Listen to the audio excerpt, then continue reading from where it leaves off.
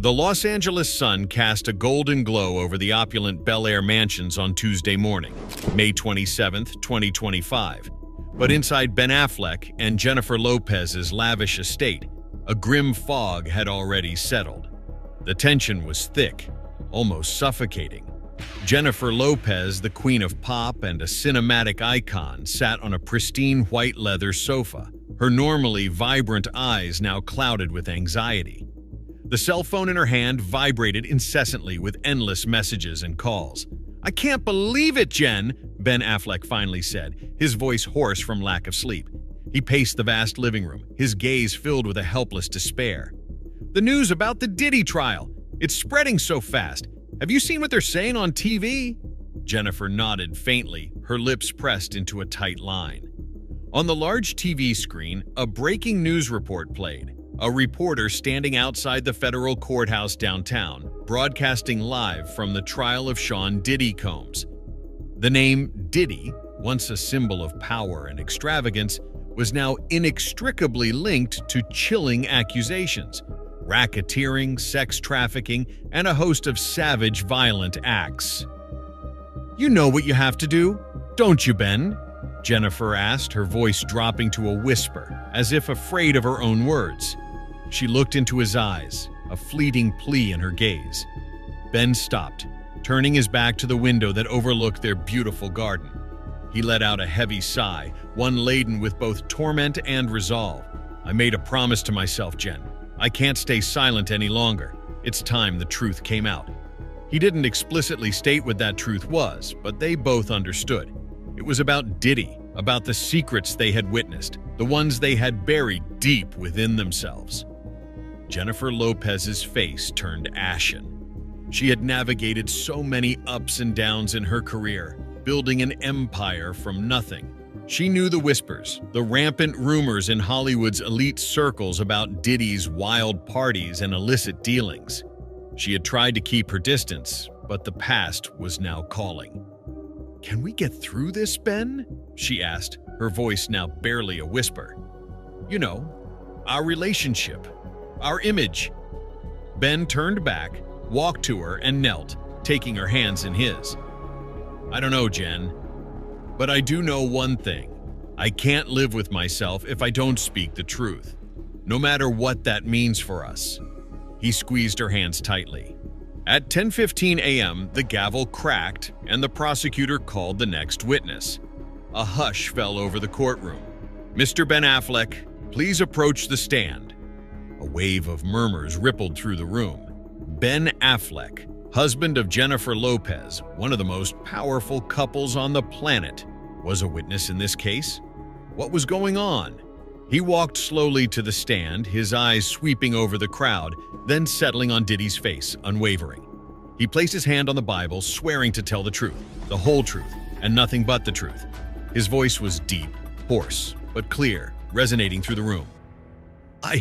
I couldn't stay silent any longer," Ben began, his gaze fixed on the judge, unflinching. "The truth about what happened and who helped cover it up. It needs to come out." Ben Affleck's words dropped like a bomb into the silent room. He began to recount late nights at lavish parties he'd reluctantly attended, places where the dazzling lights and blaring music concealed horrifying dark corners. He spoke of young women, their frightened eyes hidden behind forced smiles, and whispered warnings about Diddy's rules that no one dared to break. "I witnessed things I couldn't believe," Ben continued, his voice breaking yet steady. "Girls would disappear after parties, and when I asked, the answer was always a sneer and a veiled threat. I was too much of a coward to speak up then. I was scared." The prosecutor projected a series of encrypted emails and text messages onto the screen, retrieved from Diddy's old servers, which Ben confirmed were evidence of unofficial dealings. He presented in detail how Diddy used his vast network of connections in the entertainment industry to recruit young women, promising them successful careers, only to drag them into a vortex of exploitation. "He wasn't just a trafficker," Ben said, his eyes burning. "He was a manipulator, a ruthless man who built his empire on the fear and desperation of others." As Ben spoke, more than a few people in the courtroom covered their mouths, profoundly shocked. Some reporters frantically typed, trying to transcribe every word he uttered. The murmurs, the clicks of cameras were incessant. Diddy's face remained impassive, but his jaw clenched, his eyes flashing with fury. At 2 p.m. that afternoon, the court adjourned. News of Ben Affleck's testimony spread faster than wildfire. Major U.S. news channels, from CNN to Fox News, broadcast live, with large headlines scrolling across their screens. Ben Affleck appears in Diddy case, delivers shocking testimony. CNN, Hollywood stunned. Affleck exposes Diddy's horrific secrets. Fox News, Twitter, Facebook, Instagram exploded with millions of comments, igniting heated debates. Even while aboard her private jet hurtling towards an unknown destination, Jennifer Lopez's mind spun. She closed her eyes, and images from the past flooded back like a nightmare. March 1998, New York. She was still an aspiring star, desperate to carve out her place in the cutthroat music and film industry.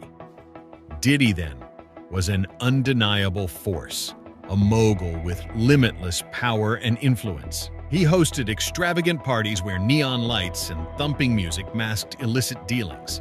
Jennifer recalled one evening Diddy approaching her at a post-Grammy party. He praised her talent, promising grand opportunities, doors that only he could open.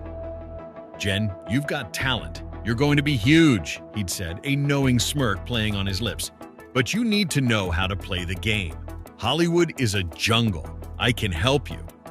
After that, he began inviting her to more private gatherings, where not only top stars were present, but also young, naive, ambitious girls. At first, J.Lo thought they were just social gatherings, places for stars to network and find opportunities.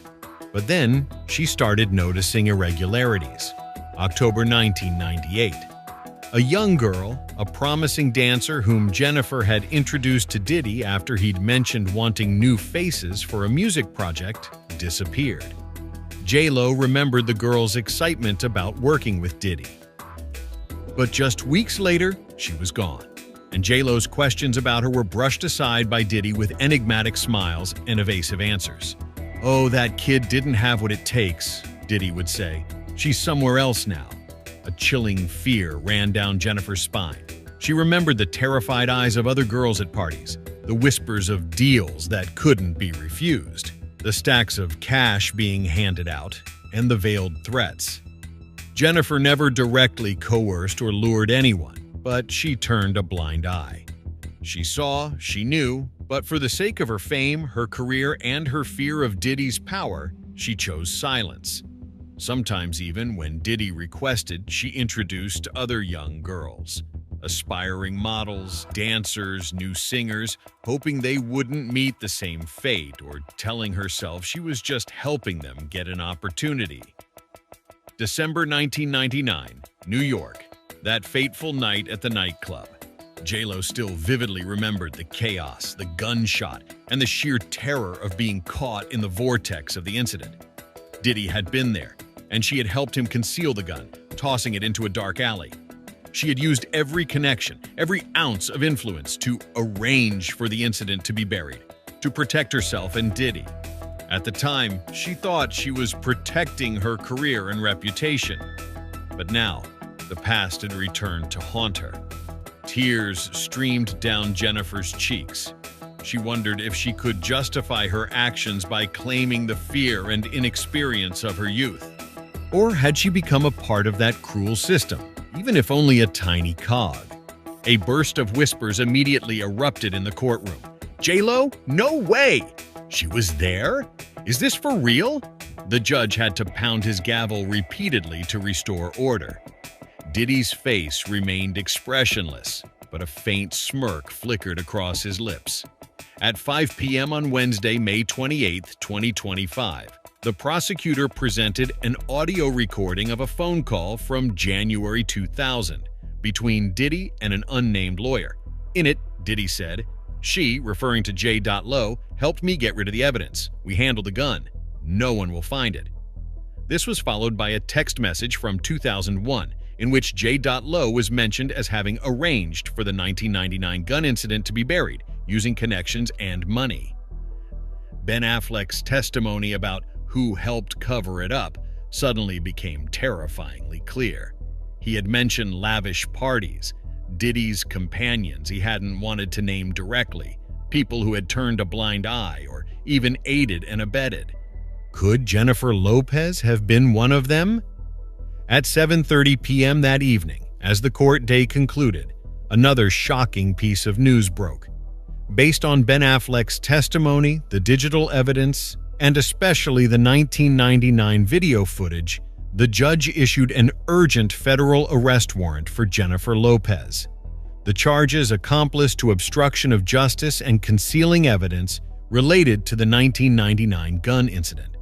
Within minutes of the warrant being issued, federal agents rushed to Jennifer Lopez's Los Angeles estate. The sprawling, luxurious mansion, once a symbol of love and success, was now surrounded by police cars and flashing lights. However, J.Lo was no longer there. According to confirmed sources, she had boarded a private jet, taking off from a small airport around 6:45 p.m., just a short time before the arrest warrant was issued. Destination unknown. "She's gone," an agent said with disappointment as he exited the mansion. "We were too late." Jennifer Lopez, from a global icon, a pop and film queen, a symbol of hard work and success, was now officially a fugitive. Her polished public image had shattered overnight. News of Jennifer Lopez's arrest warrant and her flight sent shockwaves across the globe. On Thursday morning, May 29, 2025, major U.S. newspapers were filled with sensational headlines. J.Lo a fugitive, arrest warrant issued after Affleck's testimony, Los Angeles Times, and Hollywood stunned, Jennifer Lopez wanted by federal agents, the New York Times, screamed from the front pages. Morning news programs provided continuous updates, with legal commentators and psychological experts appearing in droves. Ben scrolled through the headlines on his phone, a heavy feeling settling in his chest. He knew this would happen, but seeing her name publicly dragged through the mud still felt like a punch. So, this is it, he thought. No turning back now. On social media, the world was sharply divided. One faction called it a witch hunt, arguing that J.Lo was the victim of a conspiracy, part of a legal battle to bring down Diddy and those around him. "Can't believe it. J.Lo is an icon. She wouldn't do that," one Twitter user wrote. "This is a blatant setups." Ben winced as he read the comments defending J.Lo. "They have no idea," he muttered. He'd been there, seen the hidden corners. He didn't want her to suffer, but the truth had to come out. If they only knew everything. However, the other faction cheered. Justice has arrived, claiming it was the inevitable outcome of a lavish, immoral lifestyle in the entertainment industry. It's time Hollywood's dark secrets were exposed. No one is exempt, not even J.Lo. An Instagram comment with tens of thousands of likes read, "She's been protected for too long." He couldn't deny these comments. A part of him agreed. A part felt a strange sense of relief that justice was finally beginning to move, no matter how devastating the cost. "She's been too good at getting away with it," Ben mused. But not this time. Many of J.Lo's former fans expressed disappointment and hurt. "I used to idolize her, but now I don't know what to think," a fan shared on Reddit. "It's heartbreaking to know she might have been involved in such terrible things." These words hit Ben hard. He remembered their years together, J.Lo's shining public image. Now, it was all crumbling. He felt a deep sadness, not regret for his decision, but the pain of witnessing the fall of an icon and a woman he once loved. It was all an illusion, he thought, but this heartbreak is real. In the entertainment industry, the atmosphere grew even more tense. J.Lo's close colleagues remained silent, daring not to make any comments. Other celebrities were cautious, steering clear of the rumors. "This is a huge shock to us," a famous director anonymously told Variety. "It makes us reevaluate everything we thought we knew about this industry." Meanwhile, the Diddy trial continued.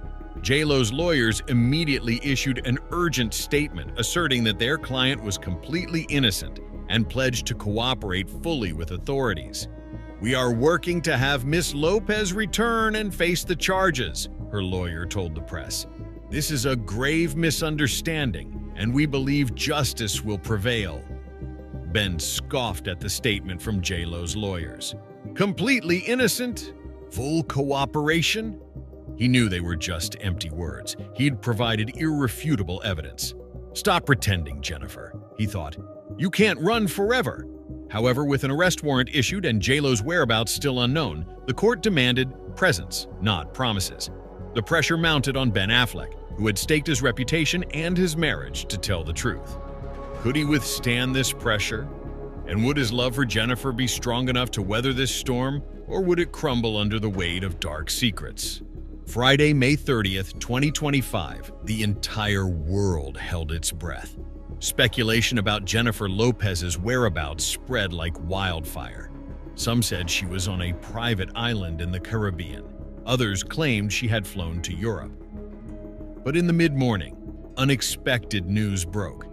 At 9 a.m., J.Lo's private jet landed at Van Nuys Airport in Los Angeles. Immediately, federal agents were on the scene, surrounding the aircraft. J.Lo, looking haggard but still retaining her star presence, stepped off the plane. She offered no resistance as agents handcuffed her.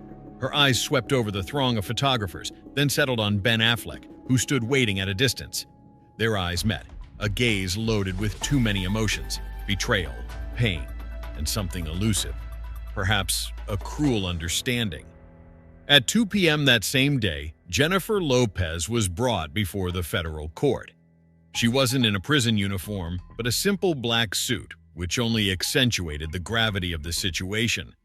The hearing was tense. The prosecutor presented evidence, reiterating the accusations that she had helped Diddy conceal the 1999 gun incident. "Your Honor, we have clear evidence that Miss Lopez was not only present at the scene of the shooting, but actively engaged in concealing evidence and obstructing the investigation," the prosecutor stated, her voice sharp. J.Lo's lawyer, a powerful and sharp woman, immediately countered. "Your Honor, my client, Miss Jennifer Lopez, was completely shocked and threatened at the time. She did not actively conceal evidence, but simply tried to protect herself from a dangerous situation. Furthermore, this happened nearly 3 decades ago." Then, Ben Affleck was called to the witness stand again, facing his wife directly. The entire courtroom held its breath.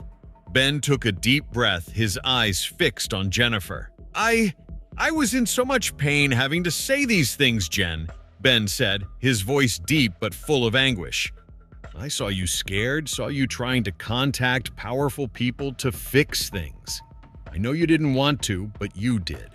You helped him cover it up, Jen. You helped a criminal escape the law." Jennifer Lopez remained silent, her eyes welling with tears. She didn't argue, only shook her head slightly. Ben's testimony, not a bitter accusation, but a painful confession from someone who had once deeply loved her, only complicated the situation further. After the hearing, J.Lo was released on an exorbitant bail, but her passport was confiscated. She